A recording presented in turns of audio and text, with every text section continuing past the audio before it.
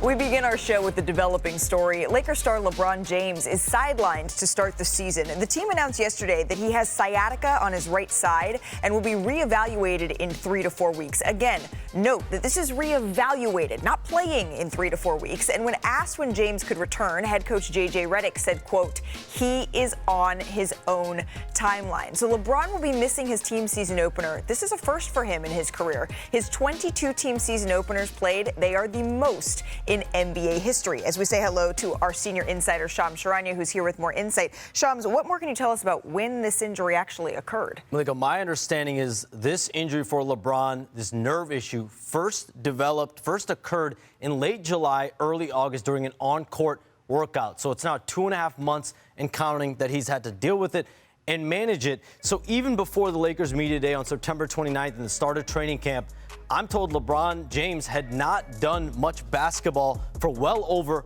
a month prior to that. So it hasn't been a normal routine summer for him. He's a creature of habit. We know that, the way he maintains his body. So for him to be out to start the season and miss his first ever opening night, it shows an admission by him and the Lakers that he needs more time to ramp up, get into basketball shape, get into the right basketball conditioning that he is accustomed to. He's not there yet. And that's concerning, right? When you hear that it's been 2.5 months that he's been dealing with this and still 3 to 4 weeks before even being reevaluated here. I want to bring in our injury expert here, Stephania Bell, into the conversation in the show. Stephania, can we just back up for 1 second? What is sciatica and how long could James be out here?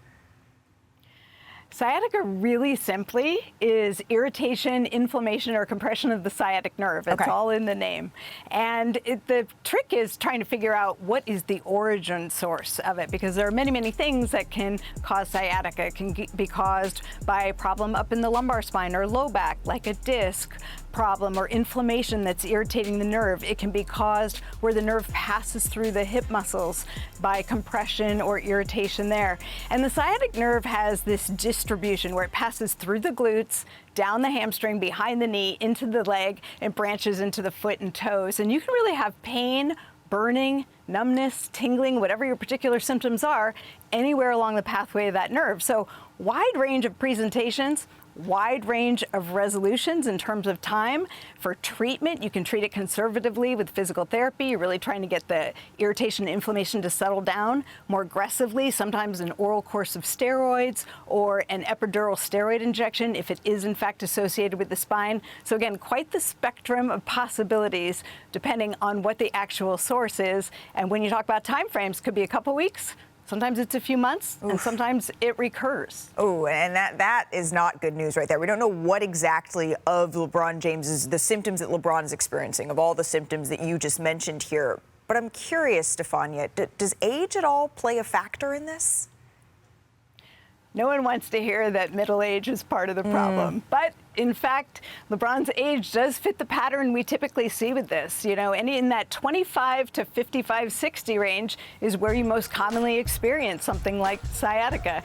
And, you know, he's right in that age pattern where that is going to be something that could crop up for him. And we know he's had some issues in the past, other orthopedic issues with the core, the glute.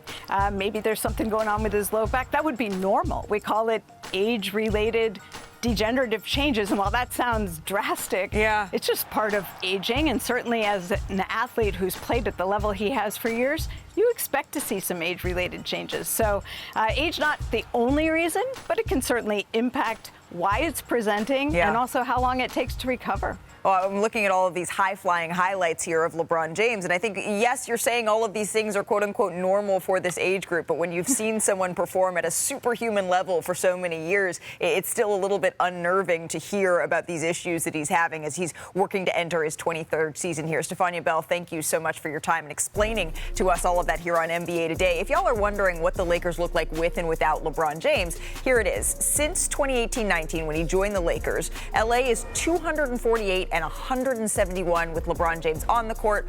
Off the court, 56 and 78. I take this with a grain of salt because, remember, Luka wasn't here for a whole lot of those games. But now let's welcome in our senior writers, Brian Windhorst, NBA champ Kendrick Perkins, into this conversation. Brian, I'm going to start with you here. Just your reaction to seeing this news as well. Let me deal with the elephant in the room, because I know I got a lot of text messages about this when the Lakers announced it. And I'm no Stephania Bell, but a 40-year-old who plays golf. People were asking me, was this a golf-related injury? Because LeBron played golf all summer. And sciatica is something that happens to golfers. Let me just point something out. For a golfer, a right-handed golfer, sciatica typically happens on your left side because that's where the torque is. That's where the turn is, although LeBron doesn't lead the league in making great turns, but he's getting better. He's getting better. So this is an injury that is related to basketball. But I want to point something out. LeBron has had an injury at the beginning of the summer. At the end of the Lakers season, he hurt his knee, he sprained his knee, and he was out for about 6 weeks recovering from that injury. So his entire summer of maintenance and ramp up was off, and that is a factor, not only as he deals with the sciatica, but he ramps up coming back, and that's why the Lakers want to take this carefully. The second thing is LeBron in his career has had disc issues in his back, and I'm not saying that's what leads to the sciatica. As Stephania said, there's a number of reasons that can lead to this, but several times in LeBron's career, he has had to have epidural shots, which Stephania detailed, to deal with lower back inflammation, and he has always recovered very well from them. So while this is certainly a blow to the Lakers' early season, I think there is a lot of reasons to go slow with LeBron. And the thing to remember, they don't need LeBron to be at his best in November and December. They need him after the new year into the spring. We talk about Father Time all the time, and Father Time is here. We've heard LeBron talk about, hey, when the time is near, they're going to sit down with his family. He's even going to talk to the word love, right, and see if it's still there. But his body is saying, listen to me. This is what 3 straight years in a row that LeBron James has dealt with injuries that have kept him sidelined, maybe 4. His body is telling them, hey, I've been good to you. It's time for you to be good to me. It's time to shut it down. Not right now, but at the end of this season, I feel like this should be LeBron's last season, and he should really retire after this season. It's nothing more for him to accomplish. He accomplished everything. He's probably the all-time leader in every single thing. He's in the GOAT conversation. He's 41 years of age, and his body right now is telling him, hey, brother, be good to me. I need it. Well, I need it. This is the Father Time coming We're not used to not seeing LeBron be available for opening night. It's never happened in the 22 previous seasons, as we mentioned here. But, Wendy, I know he doesn't need to be at his best in November, but I think back to the conversation we had with Anthony Slater on this show yesterday about the Golden State Warriors and how this reminds him of their 2022 season, where they were perfect in preseason, and then they built this padding early on in the year in a tough Western Conference that allowed for bumps and bruises down the road. And that's what the Lakers now may not be afforded, is that sort of padding in a Western Conference that is incredibly tight, that is incredibly difficult without LeBron James here to start the season. So it's something we will monitor, and we'll certainly keep you updated. Go ahead, Brian. That's a very fair point. You have 10 or 12 bad games in the Western Conference. Right. It can be the difference between having the 3 seed and being in the play-in. That is true. But the Lakers have a guy in their mid-20s who is an MVP candidate, Luka Doncic. This is a contract year for Austin Reeves. Those are their 2 primary ball handlers. That's something that they need. That those guys need to carry the load. Absolutely, and that's what they're going to be saying here. And just to re-clarify here, 2.5 months and counting that he's been dealing with this nerve issue, and he's obviously trying to ramp up, trying to get back on the court. He just is not there yet. Absolutely, and that's the biggest story in the NBA. Now, once he's back on the floor, he enters a record 23rd year. Plenty of milestones left on the board. He's just 2 3-pointers away from passing Reggie Miller for 6th all-time there. You can see LeBron can also move up into the top 3 in assists this year. 508 away from moving past Jason Kidd. That's a bar he's cleared 14 times in his career, and he can also become the all-time leader in made field goals. He's 350 away from passing Kareem, and then games played. 50 away from passing Robert Parrish for the all-time mark there. So still plenty for LeBron James to achieve. As we welcome in our reporter who covers the Lakers, Dave McMenamin. Dave, how is LeBron approaching this start to the season now? Well, I think you got to look at, for the Lakers, how it impacts them while he's out. Okay. This becomes about Luka Doncic. He was signed to the extension in the offseason. He's 26 years old, in the prime of his career. And the Lakers are seeing this as the opportunity for him to stamp himself as the face of the franchise in the interim, to show the leadership that he had this summer overseas in Eurobasket and bring it ashore with this team. And also, we can see what the rest of the Lakers roster looks like. You know, Rob Pelinka was able to turn, not many assets into some feasibly strong players in DeAndre Ayton, Jake LaRavia, and Marcus Smart. Let's see how they fit in. Yeah. Let's see how a healthy Gabe Vincent and Jared Vanderbilt look. Because LeBron's going to be watching this team while he's out.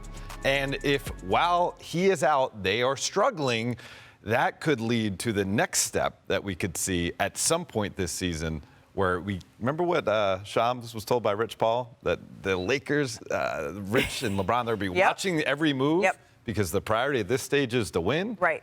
If they're not winning, maybe he's going to have to go elsewhere to find that winning combination. LeBron wants to compete for a championship, as you mentioned. He said he knows the Lakers are building for the future, and he understands that, but he values a realistic chance of winning it all. We're all very appreciative of the partnership that we've had for 8 years with Jeannie and Rob, and consider the Lakers a critical part of his career. And that statement caused a tizzy. I think we still have Brian and Perk to get back into this discussion here. Yes, there they are. Brian, I want to start with you. Knowing that LeBron's going to miss some time to start the season, do you think what's the most likely outcome as you look at these four paths?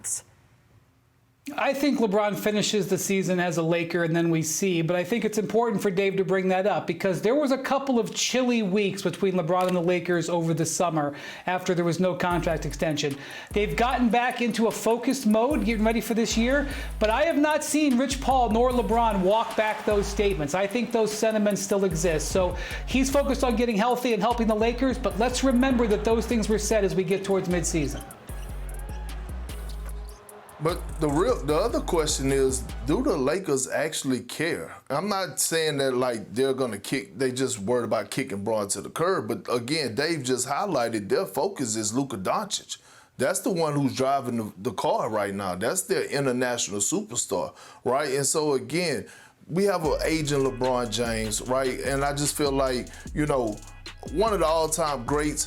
I believe that this should be his last season. I believe he should retire after this season. His body is telling him that. But I would like to see him go out on a team that could actually go and win a championship. And throughout the course of this period, he's going to be able to see what those pieces in Marcus Smart and DeAndre Ayton is going to bring to the table to see if he have a legit shot with the Lakers. And, Perk, it's great that you bring up Luka. It's included in my piece. Luka, according to my sources, loves playing with LeBron and also recognizes that if he wants to win, and he has that urgency to win now after having kind of last year being taking off his ascent to becoming the best young player in the game, he needs LeBron. And so there's no sentiment from Luka's camp trying to push LeBron out the door. Quite frankly, it's just the opposite. And if you think back, Luka's start of his NBA career in Dallas, he was a rookie.